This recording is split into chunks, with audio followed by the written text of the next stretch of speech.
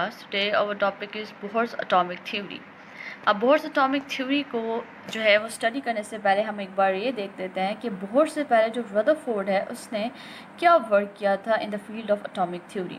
अब देखिए रदरफोर्ड ने गोल्ड फॉयल एक्सपेरिमेंट दिया। जैसे आपको पता है कि रदरफोर्ड ने गोल्ड फॉयल एक्सपेरिमेंट किया था और उसमें से उसने बहुत सी ऑब्जर्वेशंस की थी जो हीलियम पार्टिकल्स की डिफ्लेक्शन की थी, और इसके बाद उसने बहुत से रिजल्ट्स भी फाइंड आउट किए थे कि जो आपके पास न्यूक्लियस है वो उसका जो साइज़ है वो स्मॉल है as compare to the total volume of the atom. और इसके अलावा उसने ये भी प्रूव किया था कि हमारे पास जो प्लम पुडिंग मॉडल है वो करेक्ट नहीं है।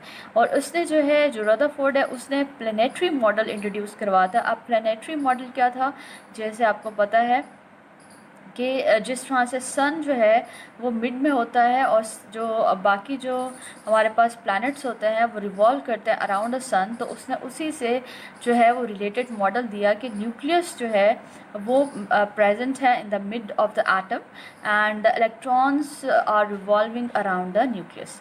अब उसके बाद क्लास ये जो रदरफोर्ड है इसकी जो थ्योरी थी Rutherford atomic theory, it was based on classical theory of radiations.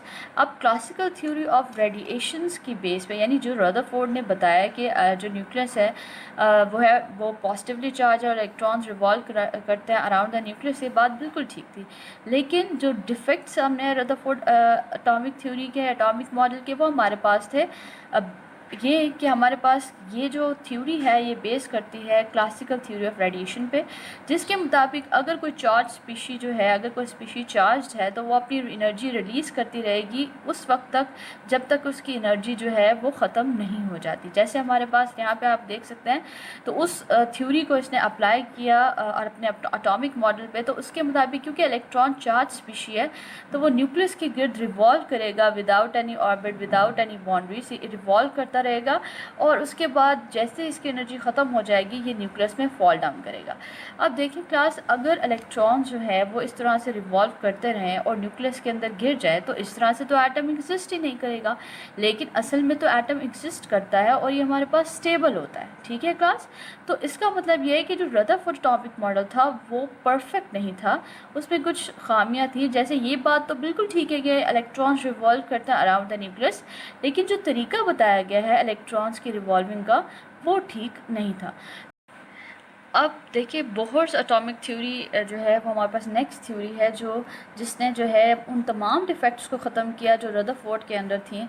अब उसके बाद देखिए बोहर्स एटॉमिक थ्योरी जो है वो किसने दी थी, नील्स बोहर ने दी थी इन 1913। और जो बोहर्स एटॉमिक थ्योरी है ये बेस करती है quantum theory of Max Planck. अब क्वांटम का क्या मतलब होता है कि फिक्स्ड एनर्जी, यानी ये नहीं होता कि इलेक्ट्रॉन जो है वो अपनी एनर्जी जो है वो कंटिन्यूसली रिलीज़ कर रहे होते हैं, बल्कि एक फिक्स्ड अमाउंट ऑफ एनर्जी जो है वो हर इलेक्ट्रॉन रिलीज़ करता है या फिर अब्जॉर्ब करता है। अब इसने जो हमारे पास एक्सपेरिमेंट किया और उसके जो हमारे पास यानी एक्सपेरिमेंट किया और इसने सबसे पहले कॉन्सेप्ट ऑफ ऑर्बिट्स को इंट्रोड्यूस करवाया, यानी ऑर्बिट्स का जो कंसेप्ट दिया था वो हमें सबसे पहले नील्स बोहर ने दिया था। According to Niels Bohr theory यानी बोहर एटॉमिक थ्योरी, इलेक्ट्रॉन्स जो होते हैं वो कंटिन्यूसली, जैसे मैंने आपको अभी बताया कि कंटिन्यूसली ना तो एनर्जी को रिलीज़ कर रहे होते हैं और ना ही एनर्जी को अब्जॉर्ब कर रहे होते हैं, बल्कि एक फिक्स्ड जो है अमाउंट ऑफ एनर्जी जो है वो अब्जॉर्ब करते हैं या फिर हमारे पास क्या करता है, रिलीज़ करता है। The energy of revolving electron is quantize as it revolves only in orbits of fixed energy, कि जिन हमारे पास जो इलेक्ट्रॉन्स जो मूव कर रहे होते हैं वो हमारे पास फिक्स्ड एनर्जी ऑर्बिट्स के अंदर मूव कर रहे होते हैं, जिनको मेन एनर्जी लेवल्स भी कहा जाता है। अब जैसे हमारे पास ये मेन एनर्जी लेवल्स कौन से हैं क्लास, यहाँ पे आप देख सकते हैं कि जो शेल्स जिनको हम कहते हैं ये हमारे पास मेन एनर्जी लेवल्स होते हैं जहाँ पे इलेक्ट्रॉन्स रिवॉल्व करते हैं, यानी आप ये कह सकते हैं कि जो शेल्स होते हैं ये इलेक्ट्रॉन्स का पाथवे होते हैं जहाँ पे इलेक्ट्रॉन्स रिवॉल्व करते हैं। आप देखिए हमारे पास इन शेल्स को हमने डिफरेंट नेम से डेजिग्नेट भी किया है, जैसे फर्स्ट शेल है, यानी n जो है हमारे पास यहाँ पे नंबर ऑफ शेल या ऑर्बिट नंबर को शो कर रहा है। तो फर्स्ट ऑर्बिट का जो नेम है, जिससे हम जिस अल्फ़ाबेट लेटर से हम इसको डेजिग्नेट करते हैं, वो हमारे पास k है। इसी तरह जब सेकंड शेल होगा तो हम उसे l से डेजिग्नेट करेंगे, और अगर थर्ड शेल होगा तो हम उसे m से करेंगे। तो अकॉर्डिंग टू नील्स बोहर हमारे पास इस तरह से नहीं होता कि इलेक्ट्रॉन जो है वो कंटिन्यूसली एनर्जी रिलीज़ करता जाए और उसके बाद न्यूक्लियस के अंदर फॉल डाउन हो जाए, बल्कि अकॉर्डिंग टू नील्स बोहर हमारे पास जो एटम होता है वो फिक्स्ड ऑर्बिट के अंदर जो है, फिक्स्ड एनर्जी ऑर्बिट्स जिनको मेन एनर्जी लेवल्स भी कहते हैं, उनके अंदर जो है वो क्या कर रहा होता है, रिवॉल्व कर रहा होता है। अब ये तो बात समझ आ गई कि हमारे पास जो इलेक्ट्रॉन्स हैं वो मेन एनर्जी लेवल्स में रिवॉल्व कर रहे होते हैं। ओके क्लास, अब हम बोहर एटॉमिक थ्योरी के पोस्टुलेट्स देख लेते हैं। सबसे पहला पोस्टुलेट क्या है? The hydrogen atom consist of tiny nucleus and electrons are revolving in one of circular orbit of radius R around the nucleus. जैसे आप देख सकते हैं कि हमारे पास जो हाइड्रोजन का एटम है वो एक टाइनी न्यूक्लियस पे कंसिस्ट करता है, और क्योंकि हाइड्रोजन के वैलेंस शेल में 1 इलेक्ट्रॉन होता है, तो जो उसका एक ऑर्बिट है उसके अंदर वो 1 इलेक्ट्रॉन जो है वो रिवॉल्व करता है, और जो रेडियस होता है वो हमारे पास क्या होता है, आर होता है। तो ये पहला पोस्टुलेट था जो बोहर एटॉमिक थ्योरी का जो है। उसके बाद हम देख लेते हैं सेकंड। अब देखिए उन्होंने क्या कहा, each orbit has a fixed energy that is quantized. जैसे आपको पहले बताया गया है कि हर ऑर्बिट की अपनी एक फिक्स्ड एनर्जी होती है, और इलेक्ट्रॉन्स जो होते हैं इन फिक्स्ड एनर्जी ऑर्बिट्स के अंदर रिवॉल्व करते हैं। अब एज लॉन्ग, अब ये याद रखिए क्लास, जैसे अभी आपको ये तो पता चल गया है कि ऑर्बिट का कॉन्सेप्ट जो है वो नील्स बोहर ने इंट्रोड्यूस करवाया था, और जो इलेक्ट्रॉन्स होते हैं वो फिक्स्ड एनर्जी ऑर्बिट्स के अंदर रिवॉल्व कर रहे होते हैं। अब ये कब अपनी एनर्जी रिलीज़ करेंगे या अब्जॉर्ब करेंगे अपनी एनर्जी? जब ये इसी तरह से, जैसे आप यहाँ पे देख सकते हैं कि इलेक्ट्रॉन जो है अगर इस तरह से रिवॉल्व कर रहा है, तो ये हमारे पास ना तो उस वक्त एनर्जी अब्जॉर्ब कर रहा होगा, ना ही रेडिएट कर रहा होगा। ये कब अपनी एनर्जी अब्जॉर्ब या रेडिएट करेगा? जब ये एक ऑर्बिट से दूसरे ऑर्बिट में जंप आउट करेगा। यानी जब एक इलेक्ट्रॉन जो है वो रिवॉल्व कर रहा होता है इन ऑर्बिट, तो वो अपनी एनर्जी जो है वो ना तो रिलीज़ करता है ना अब्जॉर्ब करता है। वो अपनी एनर्जी रिलीज़ और अब्जॉर्ब तब करेगा जब वो 1 ऑर्बिट से अनदर ऑर्बिट जंप करेगा। क्लास, अब हम देखते हैं कि इलेक्ट्रॉन्स कब अपनी एनर्जी अब्सॉर्ब करेगा और कब अपनी एनर्जी रिलीज़ करेगा। तो देखिए, जब भी कोई हमारे पास electron lower to higher orbit में जंप करेगा, तो वो इलेक्ट्रॉन जो होगा वो अपनी जो एनर्जी है वो अब्सॉर्ब करेगा, ठीक है। और इसी तरह से जब हमारे पास कोई electron higher to lower orbit में जंप करेगा, तो इलेक्ट्रॉन्स जो होंगे वो अपनी एनर्जी क्या करेंगे, रिलीज़ करेंगे। तो अब हम देखते हैं क्लास, जैसे हमारे पास ये आपको एटम नज़र आ रहा है, यहाँ पे आप देखें N3 जो है वो हायर इन एनर्जी है और N1 is lower in energy. तो जब हमारे पास कोई इलेक्ट्रॉन जो होगा वो जंप करेगा from higher to lower energy orbit, तो एनर्जी को क्या करेगा, रिलीज़ करेगा, ठीक है। और इसी तरह से ये N2 आप देख सकते हैं, ये N2 हमारे पास लोअर एनर्जी लेवल है एज़ कम्पेयर टू N3, यानी जो थर्ड जो हमारे पास ऑर्बिट है वो हायर एनर्जी लेवल होगा, और जो हमारे पास N2 है यानी जो सेकंड ऑर्बिट है इसकी एनर्जी कम होगी। तो जब हमारे पास कोई एटम जो होगा, जब हमारे पास कोई इलेक्ट्रॉन लोअर एनर्जी लेवल से हायर एनर्जी लेवल की तरफ जाएगा, तो एनर्जी को क्या करेगा, अब्सॉर्ब करेगा।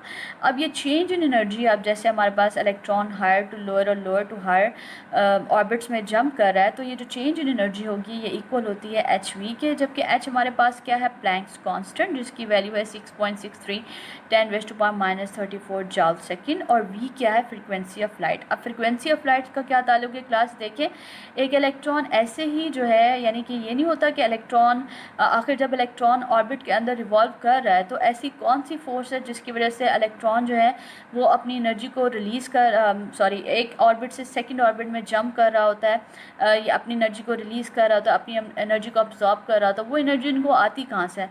ये हमारे पास लाइट एनर्जी होती है, यानी फ्रिक्वेंसी ऑफ लाइट। एक ख़ास फ्रिक्वेंसी ऑफ लाइट जो है वो इलेक्ट्रॉन अब्जॉर्ब करता है, और उसके बाद वो अब्जॉर्ब करता है या फिर रिलीज़ आउट करता है, ताकि वो 1 ऑर्बिट से अनदर ऑर्बिट जंप आउट कर सके, ठीक है क्लास। तो इसलिए ये जो लाइट है, आप कह सकते हैं कि ये एनर्जी प्रोवाइड करती है किसी भी इलेक्ट्रॉन को, और जो है इलेक्ट्रॉन जो है वो इसी की एनर्जी से एक ऑर्बिट से दूसरे ऑर्बिट में जंप कर सकता है, इसको रिलीज़ करके या इसको अब्जॉर्ब। अब हम लास्ट पोस्टुलेट स्टडी करने वाले हैं बोहर एटॉमिक थ्योरी का, that electrons can revolve in orbit of fixed angular momentum. यानी हमारे पास जो इलेक्ट्रॉन्स होते हैं वो जिन ऑर्बिट्स में रिवॉल्व कर रहे होते हैं उनका एंगुलर मोमेंटम फिक्स होता है क्लास। अब एंगुलर मोमेंटम को आप कैसे कैलकुलेट कर सकते हैं किसी भी ऑर्बिट के, by using this formula that is mvr is equal to nh/2 pi. अब यहाँ पे जो n है वो ऑर्बिट नंबर या क्वांटम नंबर को शो कर रहा है, जिसकी वैल्यू 1 2 3 एंड सो ऑन, यानी कुछ भी हो सकती है। देखिए n हमारे पास असल में वो ऑर्बिट होता है जिसके हम एंगुलर मोमेंटम कैलकुलेट करना चाहते हैं। अगर आप यहाँ पे अगर आप फर्स्ट ऑर्बिट का कैलकुलेट करना चाहेंगे तो n 1 के इक्वल होगा। इसी तरह से अगर आप सेकंड का कैलकुलेट करना चाहते हैं तो जो n की वैल्यू होगी वो हमारे पास 2 होगी। अब हम जो है यहाँ पे एंगुलर मोमेंटम कैलकुलेट करते हैं फर्स्ट ऑर्बिट का। तो अब देखिए क्लास हमारे पास जो एंगुलर मोमेंटम कैलकुलेट करने का फार्मूला है वो है mvr is equal to nh/2 pi. अब n यहाँ पे क्योंकि हम फर्स्ट ऑर्बिट का कैलकुलेट कर रहे हैं तो n इज इक्वल टू होगा 1। तो अब यहाँ पे देखिए h की वैल्यू क्या है 6.63 10⁻⁻34 और जो हमारे पास पाई की वैल्यू वो क्या है 3.14। तो जब हम इसको सॉल्व करेंगे तो हमारे पास आंसर क्या आ जाएगा 1.0 10⁻⁻34, यानी जो हमारे पास एंगुलर मोमेंटम है फर्स्ट ऑर्बिट का वो हमारे पास क्या है 1.0 10⁻⁻34 किलोग्राम मीटर स्क्वायर पर सेकंड। अब उसके बाद अगर हम सेकंड ऑर्बिट का कैलकुलेट करना चाहते हैं जैसे आप यहाँ पे देख सकते हैं तो हमारे पास n की वैल्यू क्या हो जाएगी, क्योंकि आप सेकंड ऑर्बिट का कैलकुलेट कर रहे हैं तो n की वैल्यू हो जाएगी 2। तो अब इसको फार्मूला के अंदर पुट करें 2 और उसके बाद 6.63 10⁻⁻34 और डिवाइड किससे करेंगे 2 मल्टीप्लाई बाय 3.14। तो जब अब इसको सॉल्व करेंगे तो हमारे पास आंसर क्या आ जाएगा 2.11 10⁻⁻34 किलोग्राम मीटर स्क्वायर पर सेकंड। इसका मतलब यह है कि जो एंगुलर मोमेंटम हमारे पास सेकंड ऑर्बिट का है वो हमारे पास कितना है 2.11 10⁻⁻34। इस तरह से आप ऑर्बिट नंबर 3 4 सबका जो है वो एंगुलर मोमेंटम कैलकुलेट कर सकते हैं। और इन वैल्यूज़ से आपको ये बात भी पता चलती है क्लास कि जो हमारे पास हर ऑर्बिट का जो एंगुलर मोमेंटम होता है वो हमारे पास क्या होता है फिक्स होता है। ठीक है क्लास, होप सो कि आपको समझ आ गया होगा बोहर एटॉमिक थ्योरी।